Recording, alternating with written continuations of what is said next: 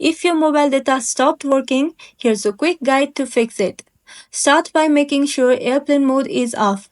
You can check that from Control Center or in Settings.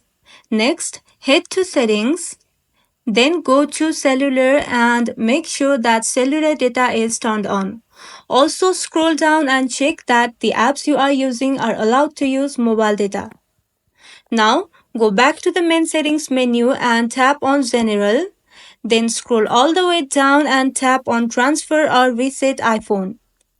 Then choose Reset and choose Reset Network Settings from the options. This won't delete your data, but it will reset Wi Fi, Bluetooth, and mobile settings. And if you're using two SIM cards, make sure you are using the right one for mobile data. Also, try removing and reinserting your SIM card or restart your iPhone.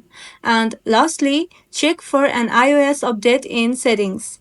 Updates often fix network bugs. And if this helped, hit like and subscribe for more iPhone fixes. Thank you for watching.